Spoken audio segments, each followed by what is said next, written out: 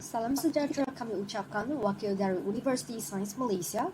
Saya Lim Ziawi dan rakan-rakan saya Ivan O. Tengwi, Nur Kristina Amalin dan Nur Daliza Shakila ingin membincangkan kertas kerja yang bertajuk Kejayaan Projek Pembangunan Bandar Baru Tunjong, Kelantan. Kertas kerja ini merupakan sebahagian daripada kursus pembangunan luar bandar dan wilayah di bawah seliaan Dr. Muhammad Syaharuddin Samsurijam.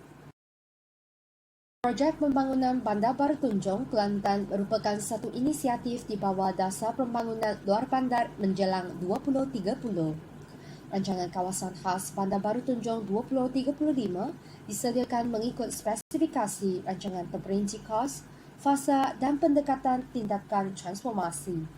Projek ini adalah di bawah seliaan Perbadanan Bandar Baru Tunjong PBBT. Pihak berkuasa negeri dan tempatan mengurus dan menyelaras hal ehwal pembangunan.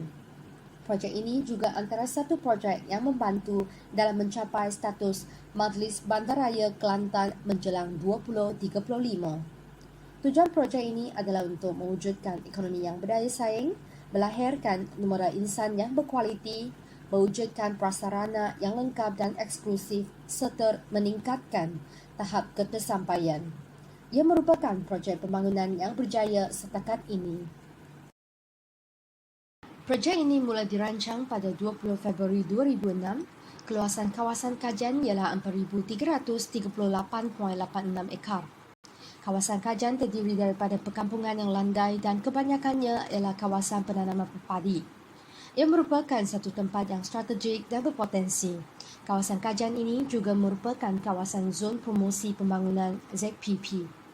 Tujuan projek pembangunan ini adalah untuk menstruktur semula pembangunan. Contoh projek yang telah dibangunkan ialah Pasaraya Maidin, Wisma Samaguna dan juga yang akan datang pembinaan ECRL. Rancangan utama projek ini adalah untuk mewujudkan sempadan yang jelas, penambahbaikan jaringan dan membangunkan pusat pertempatan. Terdapat 4 rangkaian utama dalam kawasan ini iaitu Lebuh Raya Express, Jalan Utama, Jalan Sekunder dan Jalan Tempatan. Bagi tanah yang boleh dilabur setakat 11 Februari ialah 479.199 ekar, manakala jumlah penduduk gabungan tujuh mukim di kawasan kajian ialah 28,498 orang penduduk.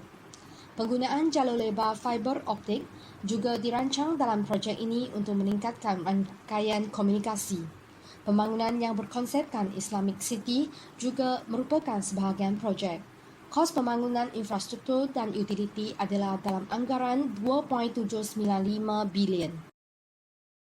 Kaedah kajian dalam kajian ini ialah pendekatan kualitatif analisis dokumen laporan. Terdapat 5 faktor kejayaan projek pembangunan Bandar Baru Tunjong. Keutamaan empowerment masyarakat luar bandar telah mendorong pembangunan. Ia membolehkan masyarakat di sana bersifat dinamik dan mempan. Selain itu, ia juga telah membantu dalam meningkatkan keupayaan menghadapi cabaran atau masalah pada masa hadapan. Faktor perkembangan sektor perindustrian juga antara faktor kejayaan projek pembangunan. Lokasi Tunjong yang strategik ini telah menjadi tarikan para pelabur.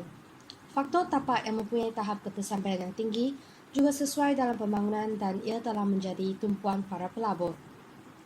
Faktor kejayaan pembangunan yang seterusnya ialah faktor kemanusiaan, iaitu tenaga kerja yang mudah didapati.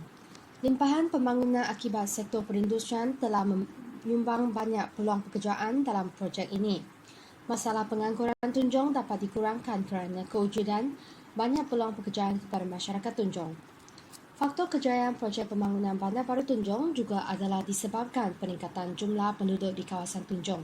Keadaan ini telah mendorong kerajaan untuk membangunkan kawasan tersebut dari segi ekonomi, sosial dan alam sekitar. Bilangan penduduk yang meningkat adalah disebabkan migrasi. Faktor kejayaan projek yang terakhir ialah faktor bentuk muka bumi. Bentuk muka bumi di kawasan Tunjong yang landai dan berpotensi mempunyai rangkaian jaringan yang tinggi. Keadaan sebegini memudahkan aktiviti pembangunan di kawasan Tunjong. Pembangunan ini telah memberi impak terhadap persekitaran sosioekonomi sesebuah kawasan. Transformasi Bandar Baru Tunjong telah menunjukkan perubahan dari segi pendapatan, pemilikan harta dan kenderaan, pemilikan peralatan moden serta perubahan gaya hidup. Kesan positif pembangunan adalah peningkatan KDNK per kapita penduduk di sana. Selain itu, penumpuan sektor perindustrian di kawasan luar bandar telah menyebabkan wujudnya peningkatan taraf hidup penduduk. Peningkatan pendapatan dan infrastruktur yang lebih sempurna juga dicapai melalui pembangunan projek ini. Secara kesimpulannya, dasar pembangunan luar bandar adalah suatu usaha untuk membawa perubahan paradigma dalam mentransformasi perkampungan Tunjong kepada Bandar Baru Tunjong. Sosioekonomi dan tahap kesejahteraan penduduk Tunjong, Kelantan dapat ditingkatkan melalui pembangunan dan turut membawa kepada penambahan peluang pekerjaan. Kawasan Tunjong merupakan sebuah kawasan yang berpotensi dalam mempunyai tahap ketersampaian yang tinggi dan lokasinya yang strategik.